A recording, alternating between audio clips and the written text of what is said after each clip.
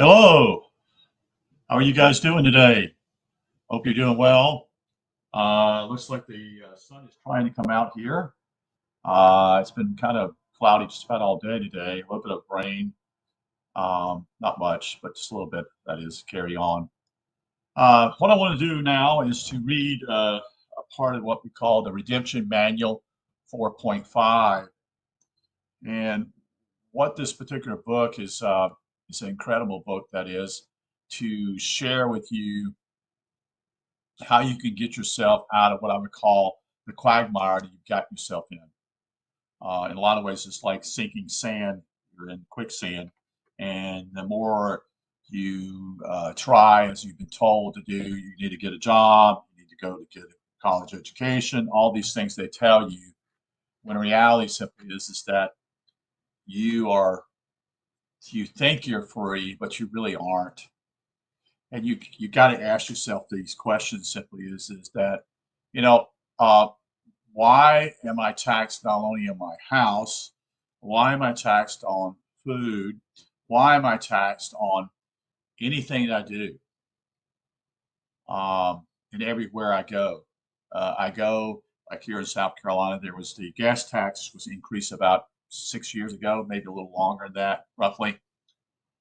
We had at that time, I think, tax on a gallon of gas was, I think, 8 cents a gallon. So what's transponded from then is that they've gone up. And I think it's either 14 or 16 cents now. But with that also taking place, the members of our local, that is not local, but actually the government here, the state government, decided also to charge you a $40 fee on your taxes on your car. So my taxes on my car, which is 2004, is roughly about, oh, less than $10. But then they choose to charge me $40 for a fee, saying it's being used for highway, that is for the roads. Well, that's got to be bullcrap because um, that's what my taxes on the gasoline is all about, right? Uh, and yet they don't miss a point, do they? And then with that, you see the tax, no taxes on that. But I'm just you you you're told they're going to do something and there won't be any more taxes, and later on, a year or two later, there are more taxes. These people are the despicable people. You don't need to honor these people. These people are what I would call lawyers, and you think you're supposed to bow down to them. Well, that's what a slave does, folks. We don't want to be a slave anymore. And so Redemption 4.5 is pointing out this as we continue on. This is a $600, sorry, $600. It's, it's a 680 some pages of information that basically almost 99% of the people don't know about. It's a book that basically was composited with many different people working together to share and how you can free yourself from the bondage that you're in here in this country. And not only that, the movement is taking place with other countries, especially down under, that is with Australia. There are people there who are realizing that this is ridiculous. And then there are other places, but this is mainly, even in Canada also. So here we go at Redemption. And the title of the chapter I'm going to read here is called British Subversion, Banks, and Treason. And again, this is all again to give you a good foundation and understanding the predicament that you're in today. Even though the Treaty of Paris allegedly ended the opening Revolutionary War of 1783, it did not covertly stop the Crown and their money kings from subverting the newly found political structure by whatever means possible. And what I want to say simply is the bankers themselves who run these banks are usually, they're your enemy. Not only with the bankers, you do know that Jesus spoke out against these groups. Did you know that he spoke out against the lawyers? Do you know that he spoke out against the bankers? And he spoke out to those who are religious leaders, just the same thing as today. Many Christians who claim to be Christians or whatever, following Christ, are not following Christ. They're actually created their own system to continue to feed off you also, to steal your energy and say that you're a bad person and you're not worthy unless Jesus saves you. See, and that all begins with Constantine. We won't go there today, but I just want to share with you, there's so much deception out here around you, everywhere, deception. See. So, simply put, the fact of the continual existence of the social compact as it was designed threatened the monarchies and the money kings where it hurt most financially by a collectives of sovereign people, not a sovereign citizen, but a sovereign people by and through their state body corporate governments and central agency governments. It effectively severed the nexus, that is the third party attachment. It properly attended with respect to sovereign people behind the veil of the corporation so established. But where in history have any people kept eternal vigilances, either of themselves or for their posterity or their posterity when times are easy? After the sacrifice and success of their forefather, the sovereign people, that is the forefathers of the social compact, had paid close attention to how the crown and money kings had used corporations to plunder the people and hidden itself behind the veil to limit money kings and crown liability arising via tort. And you can see this also with the Wizard of Oz. The writer of the book, The Wizard of Oz, was trying to share with you how he had already sensed that they were going to do what they did when the Wilson administration came to power, what they were doing in the 1890s when he wrote that book. To explain to you simply is they're always behind the curtain, the real enemy. The government itself is the frontal part, but the real enemy is behind those guys. You see, the government people get upset with the government, and rightfully so. But in reality, those who run for office know good and well what they're doing.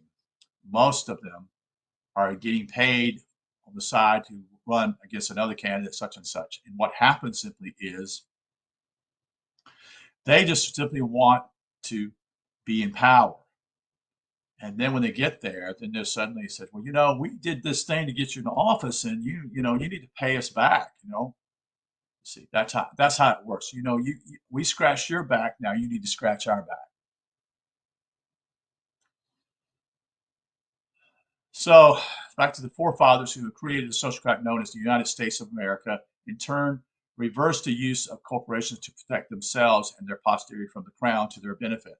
The so-called United States stood as a heroic role model for a short time for other weaker social compacts around the planet, which inspired them to also struggle against oppressive money kings and monarchies. The French Revolution, that took place in 1789 to 1799, and the Polish uprising in 1794 were in part encouraged by the so-called American Revolution. Locally speaking, we the people stood like a beacon of hope for the most of the world. The money kings and monarchies regarded the so-called United States as a political infection, the principal source of radical Republican democracy that was destroying the money kings and the monarchies, more importantly, the money kings, the power behind the crowns. You see, that's who's really behind the curtain, folks. That goes on all around the world. So the money kings and the monarchies realized that if the principal source of that infection could be destroyed, the rest of the world might avoid the contagions, and the monarchies would be saved.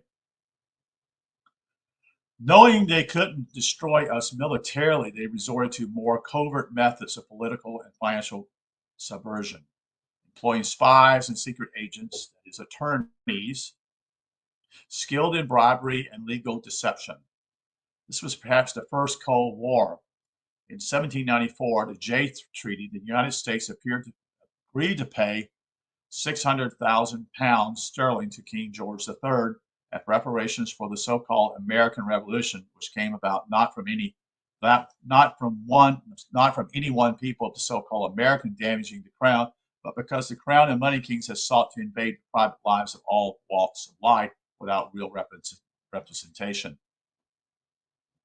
The U.S. Senate ratified the treaty in secret session and ordered that it not be published. So I'm going to ask a question. They don't ask this question, but I'm going to ask this question. The reparations is for those who lose a battle, who lose the war. Germany had to do that after World War I. They had to do it again after World War II. You pay reparations. If you are involved in a war and you lose, you pay the victor. Okay? So let's go back to steel. So the U.S. Senate ratified the treaty in secret session. Did you know that? I didn't know that. And ordered that it not be published. When Benjamin Franklin's grandson published it anyway, perhaps our first whistleblower, the exposure and resulting public uproar so angered the Congress that it passed the Alien Sedition Act of 1798. Are you aware of these things? So that the federal judges could prosecute editors and publishers for reporting the truth about the government. So our government is already, supposedly, we think is good, is already running foul. Okay? Because someone's there paying them off already. And they're looking for that money. Why would you actually meet in secret? I mean, think about it. They talk about it today. They have closed sessions. So nobody knows what's going on. They do that today, folks. They say, well, it's because it might have jeopardy to the country militarily or our defenses. Really? Or is it just a cop-out? It's just another story. So much for the so-called people's right of freedom of speech who were not signature to the social compact. And who are these people who claim a right under a contract to which they themselves were not signature? Are they related to the actual signatures by blood as one of their posterity to which the contractual nexus could possibly extend to state a claim of action concerning such speech from which some such posterity of the signatures could be granted relief? No, not one of them had any true credibility, especially concerning any member of the state compact party states of the union, that is the marriage of the several states. That would be like someone coming to your bed and claiming a right of primo nocte, the right of first night, the right of the noblemen of ancient times in England and various other jurisdictions to take to themselves the bribes within their domain during the first night after the wedding of the peasants for their own pleasure, and to be returned the following day after the young bride has been deflowered by the nobleman. Folks, this has been going on for thousands of years. It's got to stop. It's got to stop. This is what they do. They don't do it that way now. They do other things. Let's see what's happened in human history, what's happened. These people think they're better than you. Not something that we would likely stand for now, is it? So how is it that one can presume to claim a right under a social compact, i.e. the Constitution, to which you are not a signature to, nor related in any some form or another us as their posterity, to be able to state or claim for which relief could possibly be granted by any provable underlying contractual nexus for their agents, to be able to recognize a liability on their part to perform in some fiduciary manner on your behalf for any assumed breach of contract concerning any alleged claim of right arising thereunder, as stated or claimed by you, in a forum to which for all intents and purposes is foreign to you and looked upon in some manner by such a one that is relative to you and your standing, to state a claim for which relief can be granted in such form. Unless you can prove a contractual nexus, you're burnt toast, an alien in their regard with no possible expectations that you would be viewed otherwise or have any inherent right to protection or benevolence.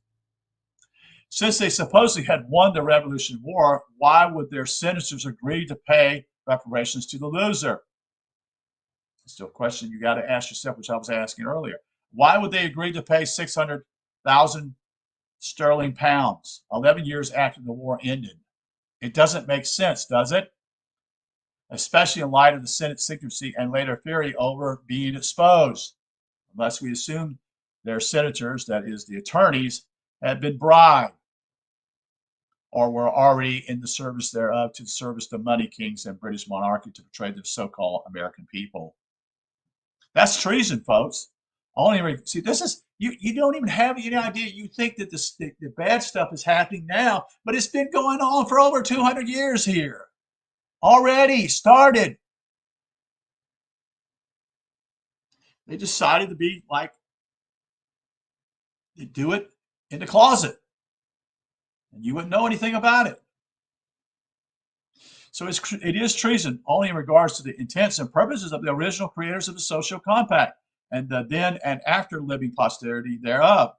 From the beginning, that is the beginning, the United States Bank had been opposed by the Democratic-Republican lead by Thomas Jefferson, but the Federalists, the pro-monarchy party, won the vote in 1796. The initial capitalization was $10 million, 80% of which would be owned by foreign bankers, since the bank was authorized to lend up to $20 million, double its paid capital. It was a profitable deal for both governments and the bankers, since they could lend and collect interest on $10 million that never existed. However, the European bankers outfoxed the agency U.S. government. By 1796. The agency U.S. government owed the bank $6.2 million and was forced to sell most of its shares. By 1802, our government owned no stock in the United States Bank, meaning that all of it was foreigners, that is, foreign banks. Thomas Jefferson had warned, 1802, if the American people ever allow private banks to control the issue of their currency, first by inflation, which is happening right now, then by deflation, which is the Federal Reserve Bank, has nothing to do with the federal government. It's a group of private bankers, folks. Get your head unscrewed. The banks will deprive the people of all property. They will steal the property is what they're doing, folks, until their children wake up homeless on the continent their fathers supposedly conquered. The issuing power should be taken from the banks and restored to the people to whom its property belongs.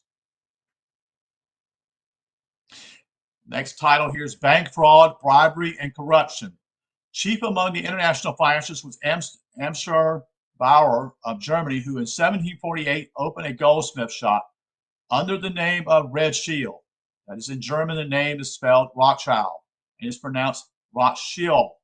In 1787, Amschel Rothschild made the famous statement, and you know this statement, folks: "Let me issue and control the nation's money, and I care not who writes the laws."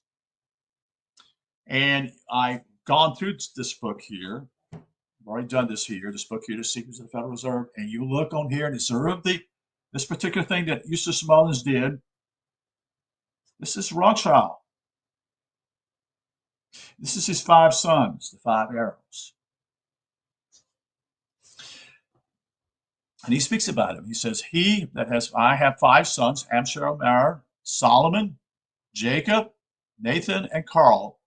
And in 1798, the 5 Rothschild brothers expanded their operations by opening banks in Germany, Vienna, Paris, London, and Naples.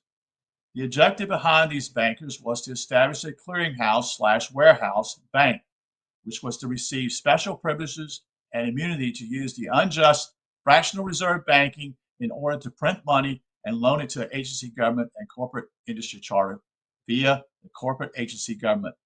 No beneficiary interest could accrue from any beneficiary use from any circulation of any note generated via the charter.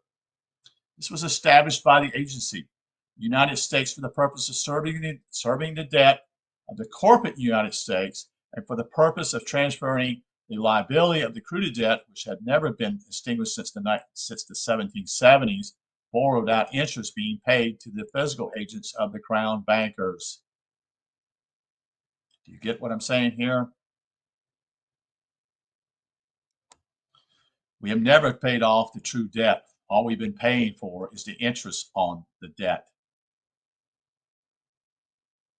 Through these schemes, the corporate agency government contrived to pass the liability through adhesion contracts to other walks of life under various new deals to discharge thereon debts to the crown. One of the very simple schemes fostered upon the people at large was fractional reserve banking. It is simply a special privilege given to a man or a group of men to create credit out of thin air. Your banks do that. When you actually sign up to be a customer of their bank, they immediately create money out of nothing. You see.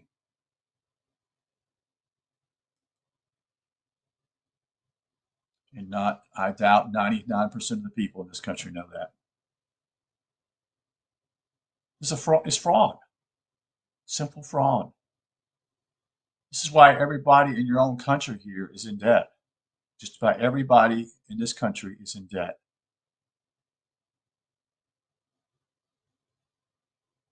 Your government is. Well, they accuse the government of being that.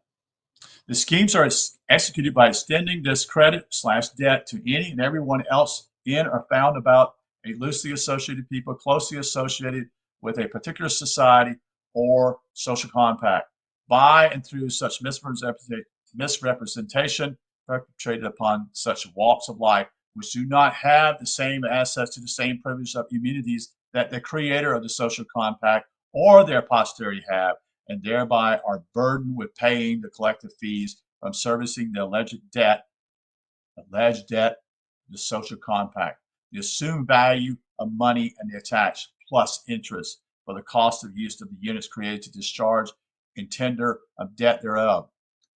Due to the beneficial interest created by the use of such instruments created by financial reserve banking, the crown and money kings become very rich, and the agency government is allowed to continue to lengthily discharge its debt and services, their liability without having to produce anything of value other than to attorn such property. That's what attorney is, the word attorn. Such property by and through such attorneys of the crown, from the unaware populace not familiar with the principles of discharge, contractually speaking, which is only a viable option to those which exercise credibility to expectorate from such assumed nexus with such social compact and its liability and repatriated according to the principles of international public order to such society to which they become a creative signature member thereof to such social compact, thereby creating a nexus for their safety, liberty, and pursuit of happiness by creating a heretical birthright and standing to which their posterity may acquire by birth as well. The basic mathematics behind the fractional banking reserve system is very clear. If this system is left in place long enough, the man or group who controls this system of debt creation will own all the gold available in the social compact, however known as a nation state, kingdom, or otherwise. They will use that money that they collect, paper money, and they will buy all the gold. Let's continue. Once the supply of real portable species money, that is gold, silver, or whatever the medium of exchange, whether money or account of money or exchange, that is species, is in his or their hands, this man or group of men become the masters of the entire economic field of endeavor of such social compact. What this means simply is they can now have control of economics, who they support and who they don't support. What companies they decide to support, that help out, that actually continue their system in a negative way, and those that are trying to be beneficial to a positive way, they won't help. Do you see what's going on here? This is all fraud.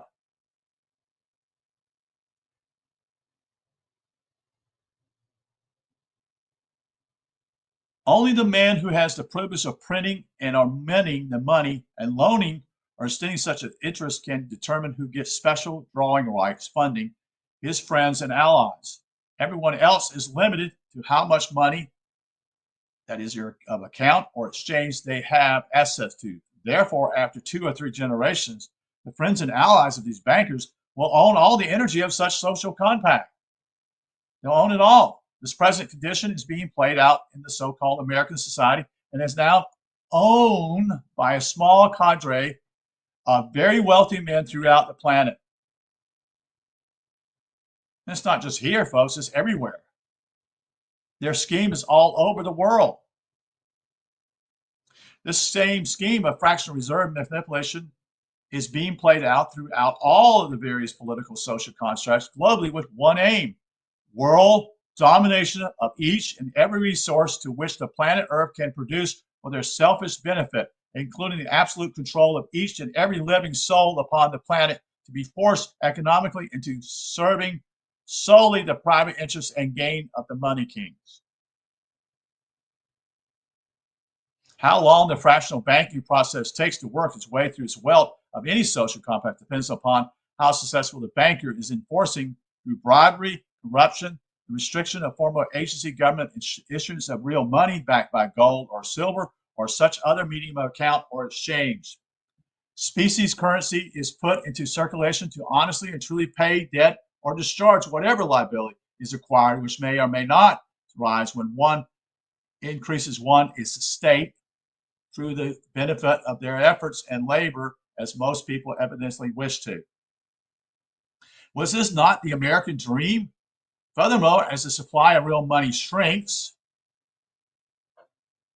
which occurred during the Depression, the people of any social compact are forced to rely on the creation of fictitious debt by the privileged few to a greater and greater extent, until finally the only thing left is a massive amount of unpayable debt, with no way to lawfully discharge their acquired debt, which was created from nothing and consists only of the interest charged upon that fictitious debt, while collecting interest for every moment of its existence. All of this for the benefit of the privileged, who become the de facto illegal usurp agency government because of the money power they allow to be wielded by and through the social compact. The men who did this are traitors, folks. They're truly traitors to the people of this country, but also the traitors of every man and woman on this planet now.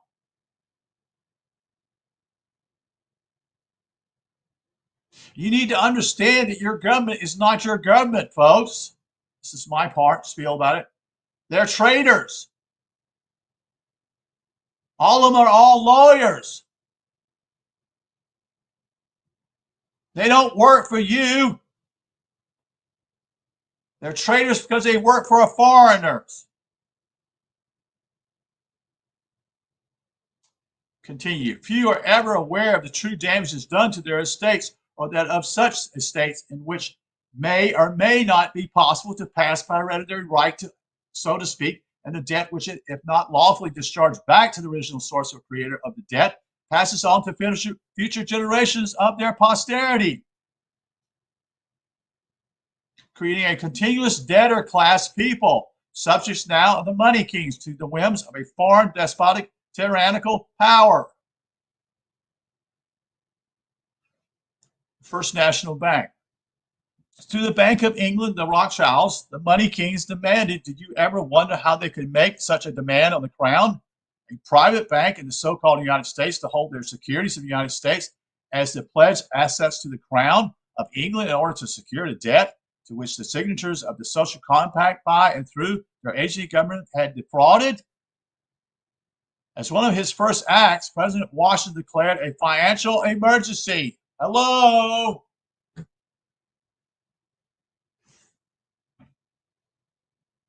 They do this. Woodrow Wilson did it. So did Franklin Delano Roosevelt did it.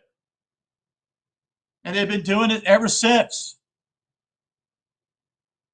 We have an emergency, financial emergency. We got to do something. Close the banks.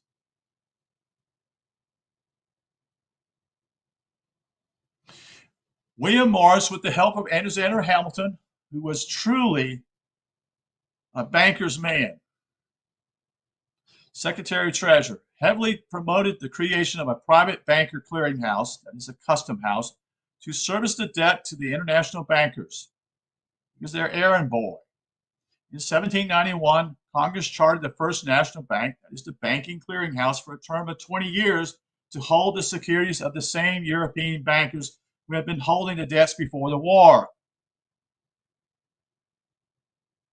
The bankers loaned worthless, unbacked, non-secure printed money of account to each other to charter this first bank. They never changed their policy, folks. They never do. On December 12, 1791, the Bank of the United States opened its doors in Philadelphia. The holder of these securities were the private bankers. So under public international law, the creditor, that is the Crown of England, forced the so-called United States to establish a private banker clearinghouse, that is a warehouse, to hold the securities as the collateral for the social compact, so-called national debt. James Madison had warned us. History records that the money changers have used every form of abuse, intrigue, deceit, and violent means possible to maintain their control over governments by controlling money and its issuers. Let's continue.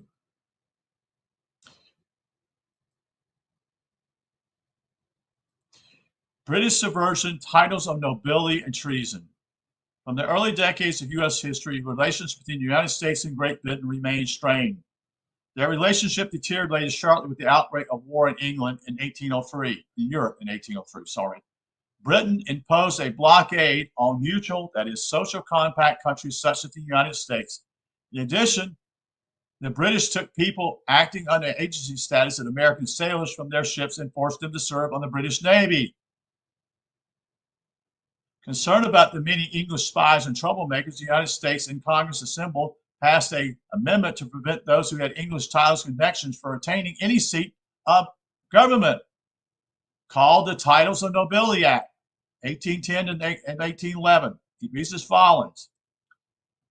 If any citizen of the United States shall accept, claim, receive, or retain any title of nobility or honor, or shall without the consent of Congress accept and retain any present, pension, office, or emolument, or any other kind, whatever, from any emperor, king, prince, or foreign power, such person shall cease to be a citizen of the United States and shall be incapable of holding any office of trust or profit under them, or either of them. The Congressional Act was later to amend the U.S. Constitution as the original 13th Amendment, which led to the War of 1812 with Great Britain. Do you realize that? See, no one told you. In fact, I remember going to history class. They never could explain why the War of 1812 actually took place. They never told you that. They never did because they didn't have a clue. When it all had to do with this. This was about lawyers. This was about privileged people.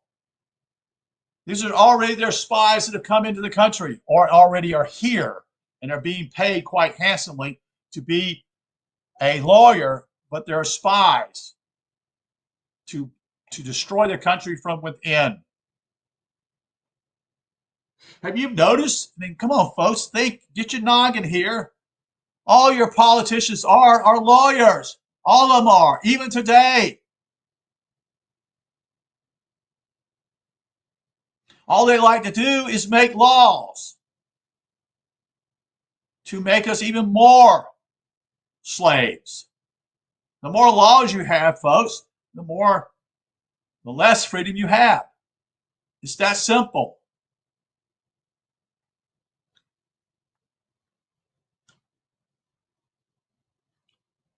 Furthermore, it took the Civil War to officially force the gradual replacement of this amendment to be taken from all references from every state published record with what is now known as the Slavery Amendment, or amendment created as an Age Act against involuntary servitude, 1863, a wartime act passed under martial law. Are you aware of that also? So what happened? They truly have passed the 13th Amendment. It's called the missing 13th Amendment. Go look it up. Dave Dodge has done all the exploring himself. And others have found it simply is that what there was a original 13th Amendment.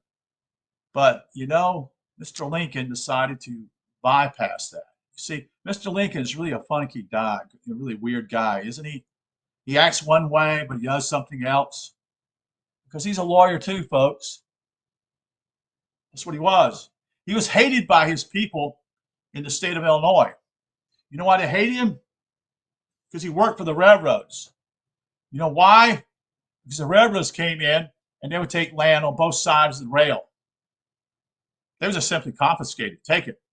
They stole the property from people. So when the railroad came through a town, they would have so many miles or whatever. Beyond that, it was given to them. So if you happen to be in that area where the railroad was going to go through, they just simply confiscated your land. They took it.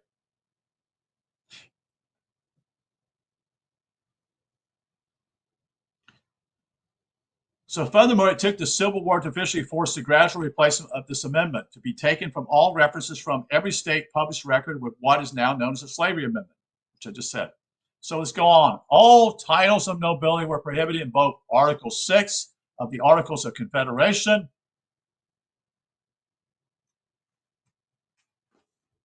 this book here.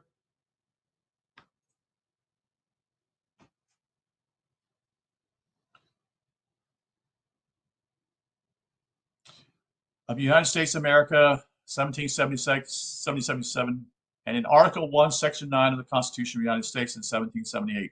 But there was no penalty. Although already prohibited by the Constitution, as additional title nobility amendment was deemed necessary and was proposed in 1789 and again in 1810. It was eventually ratified in 1819. But the notice of ratification delivered to the Secretary of State, that is, an attorney with the title, that is, the Esquire, disappeared. As a result, there still is no penalty for accepting titles or emoluments from foreign rulers today, just the prohibition. Clearly, the founding fathers saw such a serious threat against titles of nobility and honors that anyone receiving them would be required to forfeit their citizenship. Obviously, the amendment carried much more significance for their founding fathers than it really does today. The forefathers knew that their freedoms and that of their posterity could be subverted from inside their agency government and has sought to prevent such a bitter betrayal. Today, most senators, congressmen, and all federal judges and most of their presidents are attorneys who carry the title Esquire, that is abbreviated as ESQ. Nevertheless, the United States U.S. Constitution still forbids this.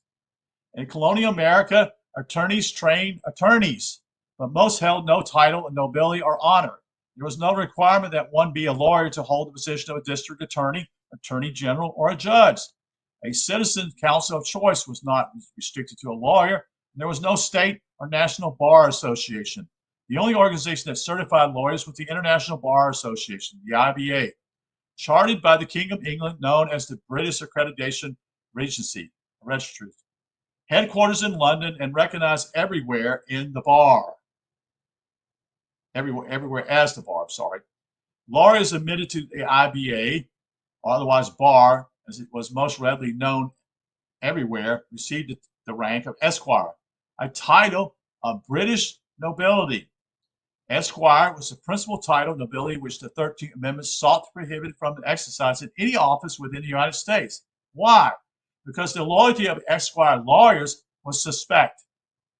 Lawyers with an Esquire behind their names were agents of the money changers and the monarchy, and members of an organization whose principal purpose was political and regarded with the same wariness that some people today reserve for members of the KGB or CIA.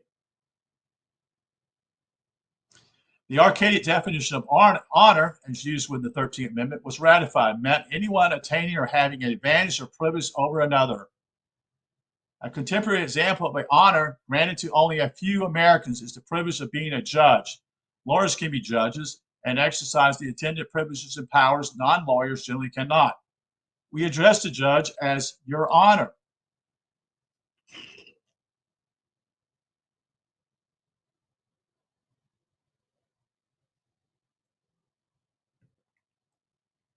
By prohibiting honors, the missing but now found original 13th Amendment prohibits any advantage or privilege that would grant some citizens an equal opportunity to exercise political power. Therefore, the second meaning, that is the intent of the original 13th Amendment, was to ensure political equality among all citizens of the United States by prohibiting anyone, even a government official, from claiming or exercising a special privilege or power, that is, an honor over other citizens. Now, so you're supposed to be, if we're all created in God's sight, we're all created equal. With this taking place, you're no longer on a level playing field. Now, what would happen? See, this is what you got to understand simply is every person is worthy of honor, but themselves, simply as they saw themselves far superior to the normal citizen or anyone. And so they could actually manipulate or do what they wanted to do in order to actually help themselves out financially, you see. Now, what would happen if this amendment were enforced? It would cause immediate chaos in all three branches of the agency, federal government, and the same in each and every state of the union, because these same attorneys sit in every seat of power throughout every level of the social compact for the sole purpose of enforcing the mandates of the money kings and the crown of even upon those people whom the alleged original debt was incurred by. This has absolutely nothing to do with either said people or through any nexus of the social compact to which their forefathers had accepted the liability of such debt in the 1770s, nor does any people non-signature or evidences any heretical privileges as their posterity incurred any liability for such debts by any stretch of the imagination. Such propitious attorneys who practice their methodically upon all walks of life by and through such fraud perpetrate upon them by these leeches of the ancient money changers, living upon the economic well-being of any and all societies known as attorneys. There is no respect, and this is my point here, there should be no respect for any lawyers, folks, period, ever. Because they've already have compromised what they've done. They're not worthy of any respect. And what they do many times most people are unaware of is that they entrap you to become, in a court, they entrap you to make you become, quote unquote, guilty, when in reality, you don't even know it. They're fraudsters. There shouldn't be any honor to these people at all. Let me continue. Let's see what time frame I'm at here, so I don't want to run out. See, I got about a few more minutes, so I don't want to continue all day here. That is, I want to keep everybody glued to the screen here. Both esquire and honor would be key targets of the 13th Amendment even today, because while titles and nobility no longer apply now precisely as they did back in the early 1800s, it is clear that an esquire or a bar attorney receives far better treatment than a layman in and by their courts, as well as by the public at large in general. Whereas if you represent yourself pro per and say or speak as a sovereign and propitious persona, you are treated as though you were rabble. Do you know that? You're inferior to them. Your opinions are of little importance in their courts, and you are more than often treated similarly by such agency government officials, because you are not an esquire or bar attorney. You are considered to be a useless eater, a subject out of control. The concept of honor remains relevant, possibly more so today than at any previous time in U.S. history. For their honors are greatly feared and even revered, even by their esquires who are considered to be below them. Since the original 13th Amendment has never been repealed, just like the Articles of Confederation never were repealed. That's my interjection. Never was repealed. All acts of their government since 1819 are technically null and void. Most so-called lawmakers are attorneys and are prohibited from participating in any office of government by the true amended social compact contract known as the U.S. Constitution.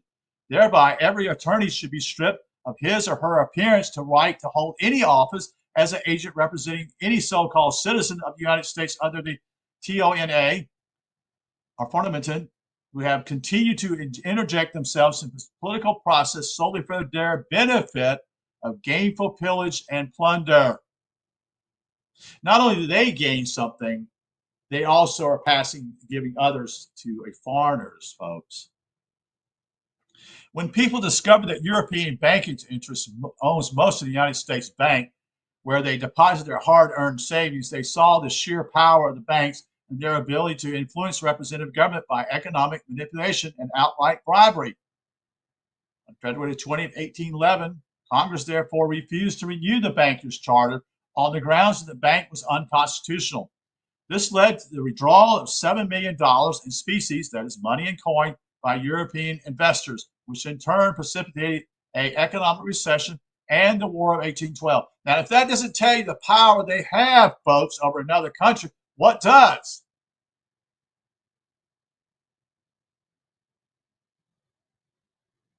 So they actually put economic causing issues there. They also withdraw their money, and they also tell the king to get your army and your navy prepared to fight another war. If that's not power, folks, what is? This war was punishment for the United States and Congress assembled, refusing under the pressure of people becoming aware of this manipulation to do business the terms of the international banking families, the House of Rothschild, through the first bank of the United States. Congress refused to let the National Bank renew its charter, fearing for their safety. Except for General Andrew Jackson's victory in the Battle of New Orleans, the War of 1812 produced a string of American military disasters. The most shocking of these was the British Army burning up the Capitol, the President's House, the Library of Congress, and other public buildings in Washington on August 24th and 25th of 1814. Americans, that is, has previously burned public buildings in Canada. Are you aware of that? During the War of 1812, so-called National Archives of the United States and many libraries and documents repositories were burned, and some of the evidence of the TONA previously mentioned disappeared. Nevertheless, the legislature of Virginia ratified the amendment and was subsequently printed in many official publications as the 13th Amendment, even in states which had not ratified, such as Connecticut and several states that came into the Union later in history. Beginning in 1832, it began to disappear from texts, although official state publications continued to publish it as late as 1876. That's how Dodge and them found this information.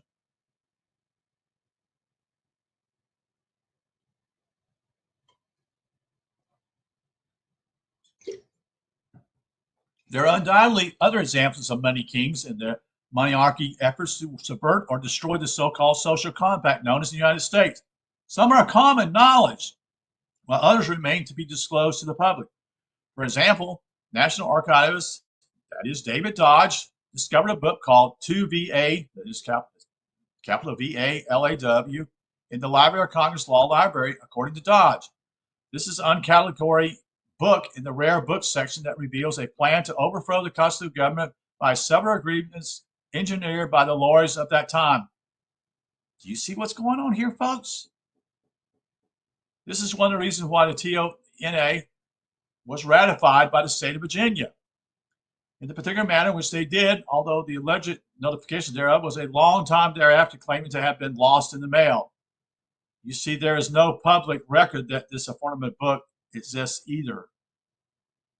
This may sound surprising, but according to the Gazette, 5/10/91, the Library of Congress has 349,402 uncategorized rare books and 13.9 million uncatalogued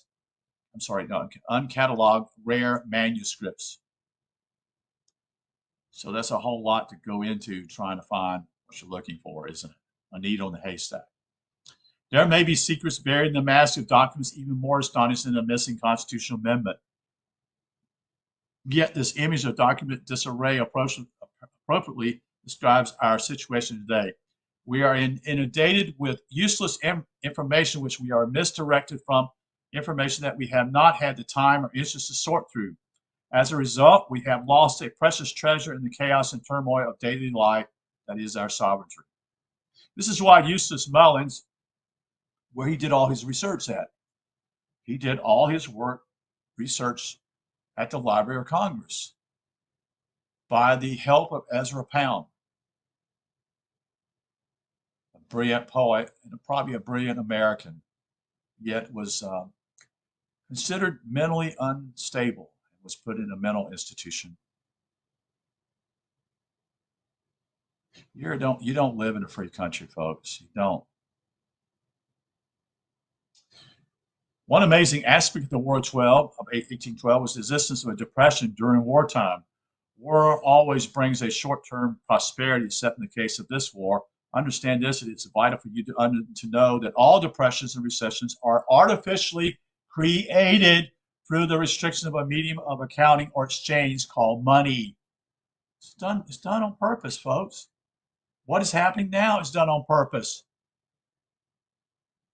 What is happening with inflation is simply this. They're printing more money, paper. That causes inflation. When you stop printing money, you would create a depression because there's not enough money to go around to keep the economy going for companies to invest or borrow from. This restriction keeps so-called money out of circulation, which means fewer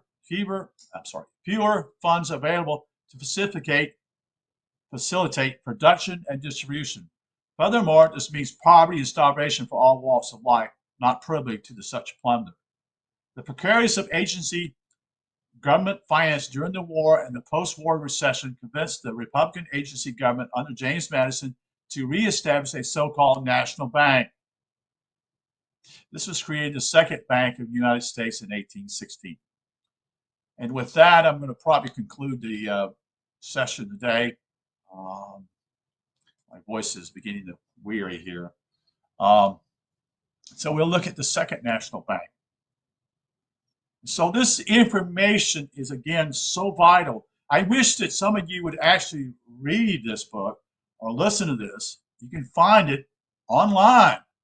It's free. And something else that really bothers me, people are living in fairy tale world right now. They don't want to see the truth. They don't want to see that actually your country's in very bad shape. That I can remember simply is not worrying about driving to Florida in the 1970s.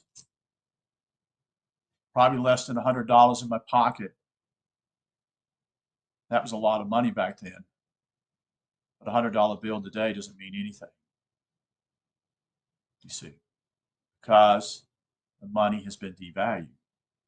Part of it's to do with Nixon taking us off the gold standard.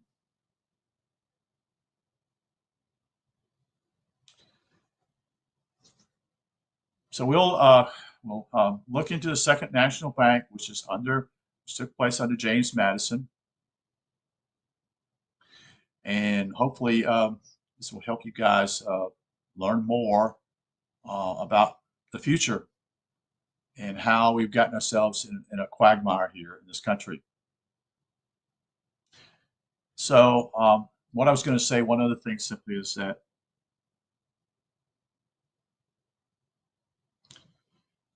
there are people who basically have bought into some types of what I call New Age movement stuff, which is nothing but crap.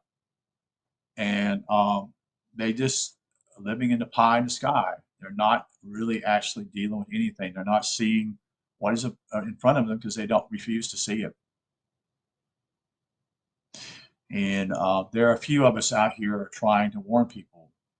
It's not fear porn, folks. It's truth. And I think very few people realize that. And so people are not trying to redeem themselves.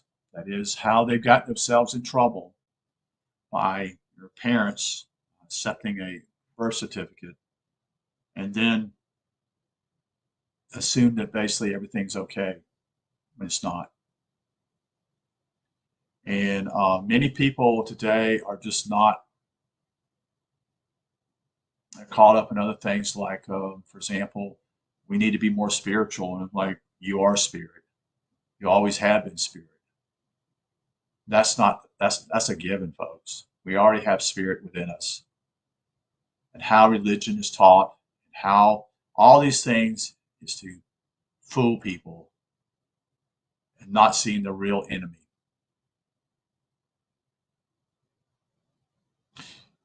And, you know, Mr. Solzhenitsyn warned himself in the days. And actually, Solzhenitsyn grew up and he actually believed in communist government. He believed in it. He was actually, was involved with it. He was a good boy. He followed their things, believed in it. Was very involved in it, and to the point he went to university and such and such.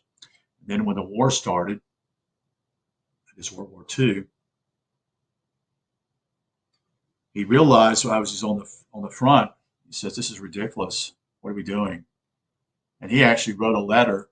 I don't know how it, someone, and somehow it got to, someone took it and sent it to probably to Stalin or one of his agents and said, "We got a problem here. This guy needs to be thrown away. He needs to be thrown in Stalin,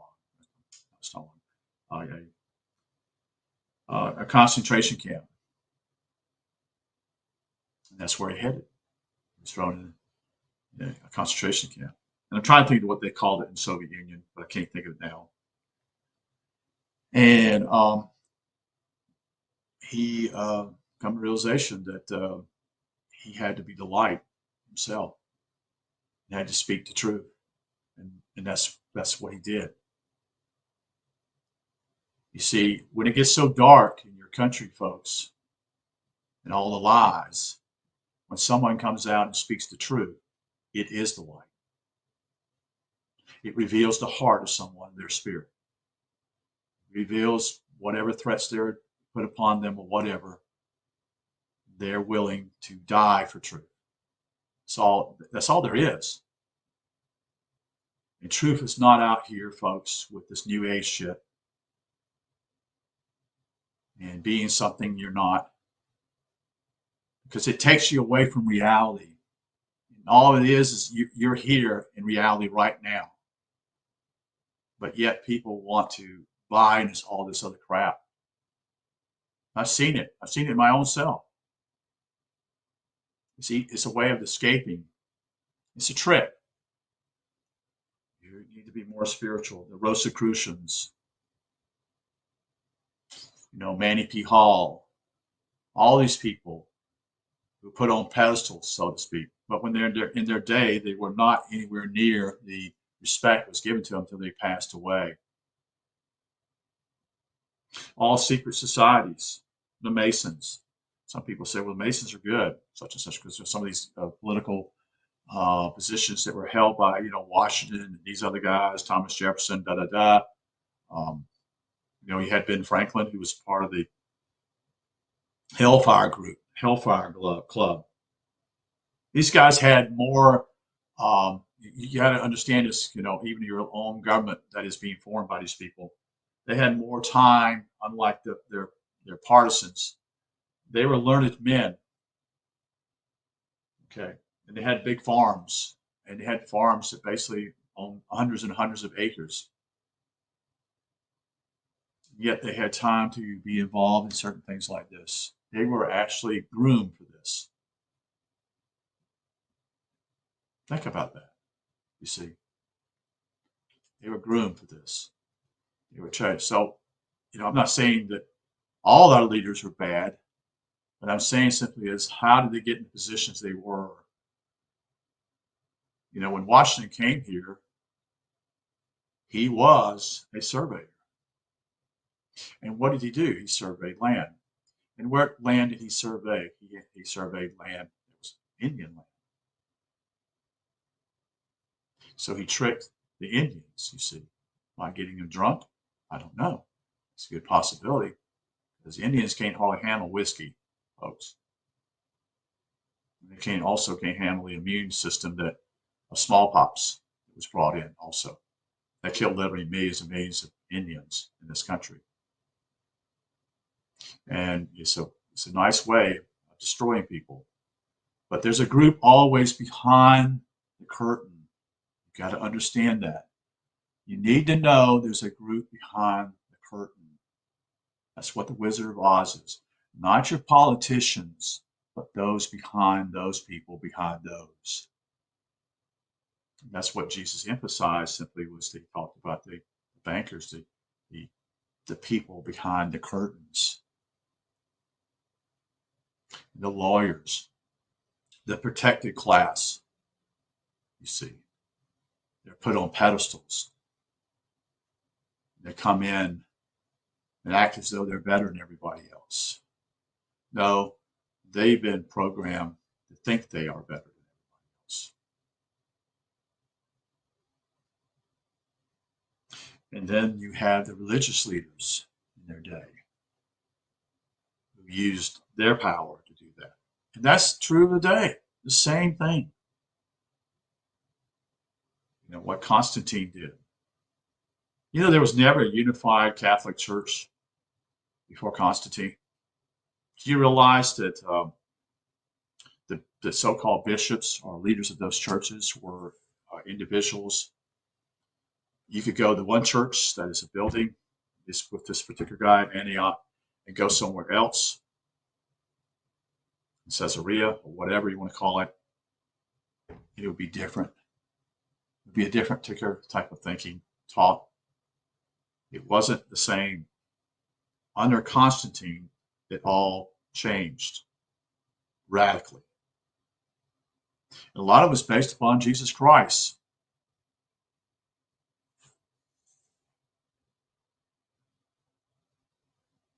But it wasn't what we think it is. You see, Jesus wasn't a Jew, folks. His name recognizes that. Is that a Jewish name, Jesus? No, it's not. And I'm not going to, the Christ part is not important. That's how they've added things to it too. The part with Jesus simply here is this. He wasn't a Jew. He probably was a Hellenistic Greek. He wasn't born in Israel. He was born in Galilee. And so people miss these points and how they call Judeo-Christian religion. You need to understand that Christianity also was created. The same group that was involved with them also created the Muslim faith. You do know that there are three, what they call monotheistic God. That is a male God. One. Only three religious groups do this. That's the Judaism does that. It's also the Muslims. And it's also the Christians. It's a male God. Almost all other religions is to deal with what I call many gods, different gods. And there are people who put down the pagans as though they're stupid. In reality, the greatest library was actually probably in Alexandria, Egypt. And those were pagan thinkers, you see. And we're told that they're just a bunch of idiots. You know, they're stupid people, really. So why was it confiscated? Or either it was burned, the library was burned. I'm sure that the contents was they took it, and it was a group of people that did that. And once they got what they wanted, they destroyed the library. And so there's a group of them that knows things that we don't know, far more than what we know, because they know further back. They're able to read their languages, so to speak.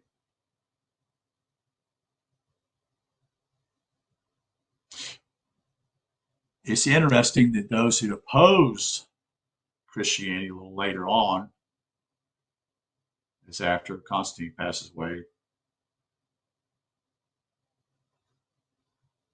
a guy named Pelagius.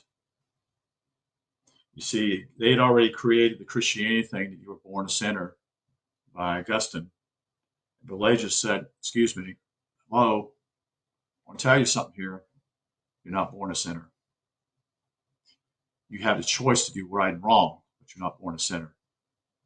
Very pivotal, folks, to understand how religion since then, Pelagius considered a ultimate a heretic. His books were burned. Anybody that burns books, folks, is another red flag. Anybody that chooses to burn books tells you they don't want that out there because there's some truth in it. They don't want it to be revealed, you see. And so what they do simply is they burn the books. And I'm sure that the certain things that they found in the Alexandria library, they took, but I don't think they burned it all. They probably learned how to, basically, more things to how to seduce the people and discover certain things. It's far bigger than I know. I know that. But no one knows who Pelagius is. The only reason why we know anything about him is the writings that took place between him and Augustine. There's hardly any history about Pelagius hardly out there. A few writers have written a book or two, especially the late 1800s from some English authors. They don't bother to tell you these things, folks. Most of your preachers out there who have never taken no more than 2 courses or 3 courses in any type of church history never go in what I call the specific parts of history, what's happened supposedly in their time frame, that is, in that past, so to speak. What about the people before Constantine? Who were they? Why were certain people that had disagreed with Constantine and his group of people who eventually actually decided what would be put in the Bible and what not would be put in the Bible? So anyway, I've kind of gone off a tangent here. So, you kind of have a passion for truth. If there's no passion for truth, then what are you here for? Tell me, what are you here for? So have a good day. Thank you for listening. And if you feel like this is worthwhile, pass it on to others, because I'm a one-man show here sharing what I believe is the truth. And no one's going to know this unless you pass it on. But then I know simply as very few will actually coddle truth because it's not important. It doesn't fall in their parameters of why they're here. So have a good day. I think the sun is coming out, which is great. And thank you for listening. You take care.